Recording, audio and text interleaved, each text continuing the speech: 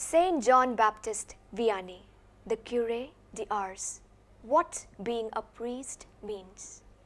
This will be perhaps the most paradoxical of the saints of whom I am speaking, simply because you cannot detect any natural reason for things turning out as they did. John Baptist was the fourth son of some peasant farmers in the village of Dardilly, north of Lyon. The French peasantry is above all realist. It sees, understands, and uses the earth, manages its animals, its families. When it possesses the faith, it regards its doctrines as just so solid as anything else. At this rate, this was true until one revolution after another set the world rocking around it. The Great Revolution soon closed the churches, silenced the bells, proscribed priests, and guillotined them when it caught them. God, as Comte was to say, had been escorted to the frontier, without even thanks for those interim services rendered that the philosopher was prepared to offer him. Secretly, now and again, Mass was said in barns, behind rocks, but not till he was 10 could John make his first communion. In 1800, the churches were reopened. God always returns. The lad had grown up pious, but very dull, a clumsy, raw-boned ploughboy. Yet, at 19, he got leave to live with an admirable man, the Abbé Bailly, to be educated for the priesthood. It seemed that nothing could be driven into that thick skull. It was now that he began to pray hard and to fast. Both these practices cleanse the soul's eye and have therefore their effect on their intelligence.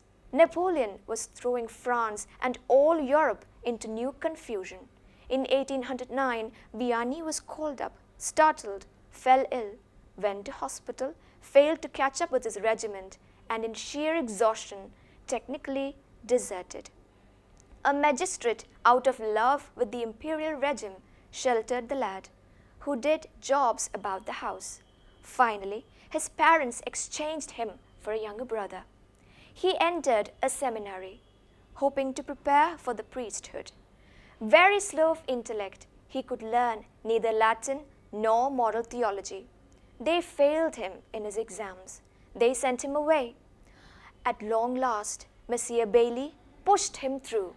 He was ordained just 2 months after Waterloo for some poor country parish where they wouldn't need a vicar. For 3 years, he acted as curate to Monsieur Bailly, and at once what I must call the instinct whereby man recognizes sanctity displayed itself. Everyone wanted to hear the terrified lad preach and to go to him for confession, though for a very long time he was not so much as allowed to hear confessions. At 32, he was appointed parish priest to the village of Ars, a sleepy hollow in the dullest of districts, yet which, said he, in sudden prophecy, would not be able to withhold all those who stand someday come to it. The backwash of any period of tumult is apathy. His parishioners, deprived for so long of priests, were crassly ignorant. They compensated for the hard work of the fields with heavy drinking, not a French vice, blasphemy, a vulgar trick that may mean next to nothing, and a mania for dancing that too often ended disastrously. Everyone was friendly to their new pastor. No one expected anything special from him, yet they received it. He appeared in the pulpit, big round forehead, hollow cheeks, fiery blue eyes that looked right into you, a smickle like a child's, and bony praying hands. He laboriously learned his sermons, yet he recited no phrase of them. Eloquence had been defined as saying things to people. All that he said was said. All of it was thing. All of it reached a person. The result is that while no end of fragments of his sermons could be quoted, not one of them is anything but a platitude. My God, you see how I love you. But I do not love you enough. We shall see God. Have you ever thought of that? We shall see Him. We shall see Him. Yet, platitudes are the profoundest things in the world. We are so accustomed to them that we see nothing in them. Their truths are like the unnoticed air we breathe. But Vianney saw in them their truth to its very depths. All that he said meant an infinity to him. Never a formula, never a cliché. He meant the whole maximum of what his words could mean. And not a soul doubted it, and all responded.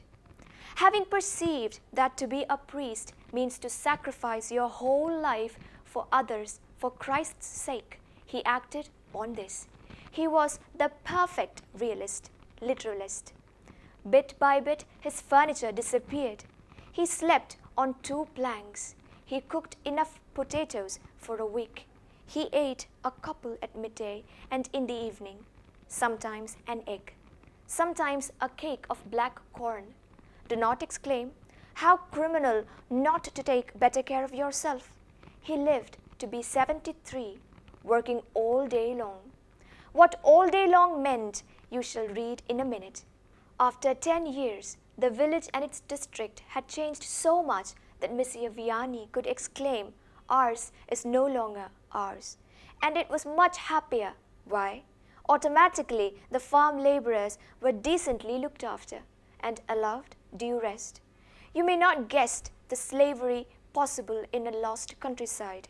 As tragic as it is grotesque when the country apes, the town believes. Poor land that towns are worth imitating. I beg you to recall that this transformation was not easy. Men whom it paid to have other men get drunk in their cabarets, lads furious that their girls resisted them, girls who could no more make their living off their bodies attacked Vianney in a scurrilous way.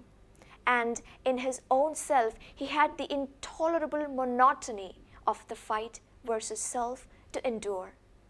Yet the conquest came. He began to be known, to be invited. Everyone was stupefied. When he said, what had 1,000 times grown stale, behold it was alive, aflame, a thunderbolt. And in the confessional, it was clear that he simply read souls. Not only he knew what a man meant when he spoke, but he knew, even in exact detail, what he had left unsaid. But don't picture a sort of mystical ecstatic. Vianney was shrewd, all the peasants' shrewdness. He stood no nonsense. He even rose to epigram. It is a pity, he said to casual huntsman with his dog and gun, that your soul is not as beautiful as your dog. The man stood at first petrified, cleaned up his conscience, and was told he was called to be a trapeze and became one. The unbelievable happened. Without one word of advertisement, no publicity, no press paragraphs, no stuntism, the world began to know of Monsieur Vianney. France flocked to Ars. Men came from other lands, from overseas. Coach services were organized. Special trains were run. Homes became lodging houses, inns, hotels. And this was his day's history. At 1 he rose. He prayed solitary in the church, and then heard confessions of women till 6. Then he said Mass, and was at the general disposition till 8. Then he went to a Providence home he had organized, and had half a glass of milk. At 8:30 he heard confessions of men till 11. When he taught children, at noon, taking a quarter of an hour to cross the crowded, seething square. He went to eat standing, his potato or two, thronged by questioners. At 12:30 he visited the sick, always surrounded as he moved with visitors. Then till 5 he heard confessions of more women, and till 8 of men. He then held his evening service and preached. He prayed, heard more confessions, and went to bed at midnight, and up at 1. And this for 30 years. Naturally, the criticism lavished upon him, even from his own fellow clergy, when they were conventionalists, was vitriolic. And the almost terribly wonderful thing about it is that in his humility he agreed with all of it. The one thing that this man, who was almost crushed to death by the throngs of 100,000, had desired was solitude. What he was sure he could not do was to direct souls. When he was 59, realizing that in any case his work was beyond him, he asked for a curate. They sent him an exceedingly conceited and managing gentleman who, after 8 years of real, though unconscious persecution of Messiah Vianney, had under pressure of popular opinion to suggest his own removal. Yet Vianney was so sure of his own incompetence that more than once he actually tried to run away. Back he had to come. They made him a canon. The Marquis de Castellan obtained that the Minister of Public Instruction should recommend him to the Emperor for the Legion of Honor. The decoration came, but the cure never wore it. In his old age, literally almost transparent, spending quite 16 hours each day in the confessional to which man of science, literature, politics, finance were flocking, he still slept but a couple of hours in the 24, and not till July 18th, 1859 did he announce that he would die at the end of this month or the beginning of the next. "I have only a few days to live," said he. "Do not tell anyone. They would all rush to confession, and I should be overwhelmed. I do not know," he added with tears, "if I have well carried out my ministry." On July 29th, he had fainted or fallen several times. At last, he consented to go to bed and to endure the mattress that they supplied him with. "It is my poor end," he said. He lived for 4 days, received the last sacraments, and died at 2 in the morning, without struggle or agony, just as the young priest who was reading the prayers for the dying said, "May the holy angels of God come to meet him and lead him through into the heavenly city."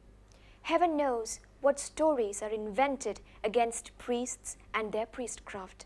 They are bullies, they are bland, they play the tyrant, they are guilty of every compromise. They are ignorant, they are subtle, they know nothing of the world, they are astute money-makers. Every contradiction that you like. Never mind, they are the first to grant that they fall immeasurably short of their ideal. And if you ask me, on the whole, they are simple and industrious men who do their work as well as they can and all the time, and having made great sacrifices. That is as it should be. But also, in almost any presbytery that I enter, I find upon some mantelpiece, some rickety chest of drawers, the statue of John Baptist Vianney, priest of ours, with his deeply scarred and haggard face, and his broad smile, half childlike, half angelic. We have our modern model. We have a man in whom men of any creed must see unselfishness incarnate.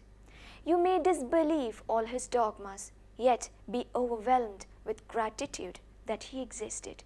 We are still invited, whether or no we have the grace to accept the invitation, to copy that complete renunciation of self-worship, that total devotion to our fellow men, that transformation into Christ. Many a time in daily Mass, priests say to people, "May the Lord be with you," and they answer, "And also with you." May their prayer and the prayer of Vianney for his fellow priests be indeed heard and corresponded to.